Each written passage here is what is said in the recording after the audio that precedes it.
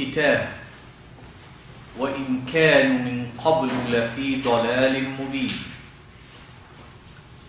Esteemed audience, sisters and brothers, viewers and listeners, Assalamu alaikum wa rahmatullahi wa barakatuh.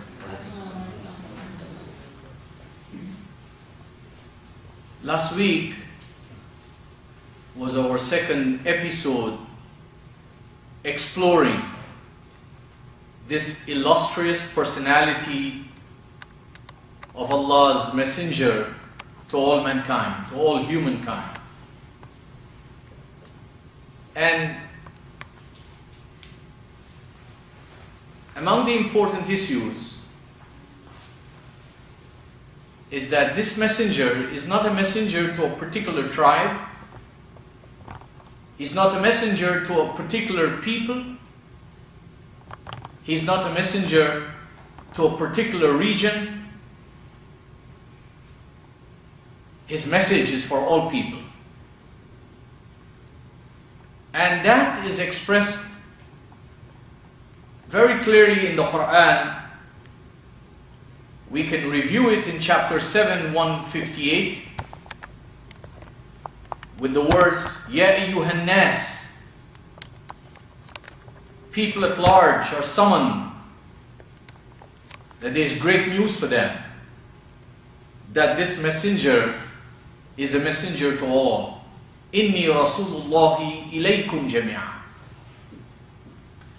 And then in chapter 34, verse 28, we are further told, وَمَا أَرْسَلْنَاكَ إِلَّا كَافَةً لِلنَّاسِ. We have not sent you except to the entire human family. Bashiran, as one whose message brings tremendous joy and happiness and goodness. وَنَذِيرًا, and at the same time to caution them about dangers that if they don't pay heed, that they would fall into. And then the Qur'an again tells us in chapter 21, verse 107, وَمَا أَرْسَلْنَاكَ إِلَّا رَحْمَةً لِلْعَالَمِينَ, that we have not sent you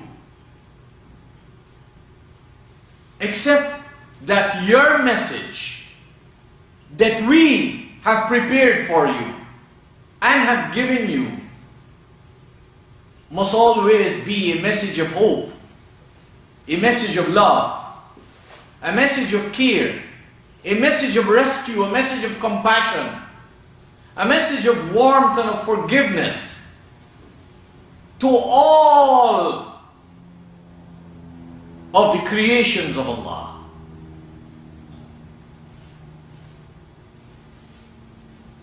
This statement of Allah in the Qur'an should not be taken lightly. Of course, they should drive home the message to me and to you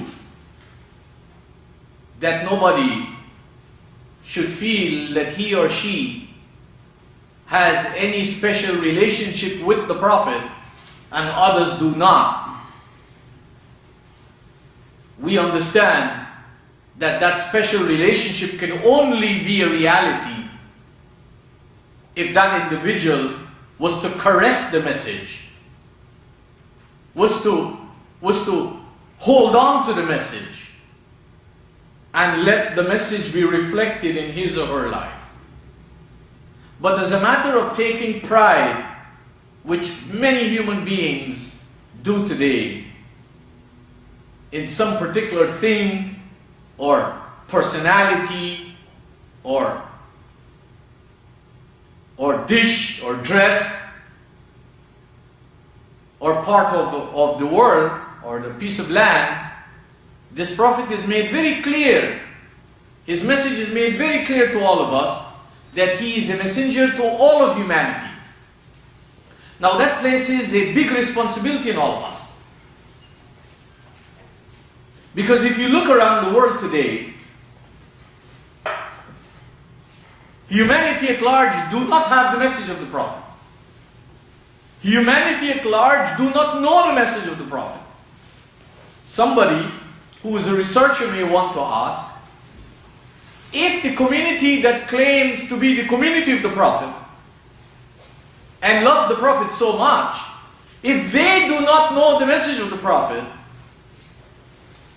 then it is natural to conclude it's very, very difficult, if not impossible, for those who are seen to be outside the community of the Prophet to know the Prophet. A prophet is not an ordinary man. I don't mean he's a superhuman. A messenger of Allah is not an ordinary man. I don't mean he's a jinn. I don't mean he's divine. The Prophet is not ordinary. The messenger is not ordinary. Because the Prophet and the messenger is fired by divine loftiness, is motivated by divine values. His suitcase, his luggage is full of guidance, of mercy, of love, of care, of empowerment, of enhancement, of competency and capability to change his own situation and thus poised to change the situations of others. That's what makes a messenger not an ordinary person. The difference with a messenger and you and I is that you and I, from birth, and all human beings at birth, are helpless and are without any established knowledge or guidance. The human child is very helpless. It needs to be helped. The mind is not developed.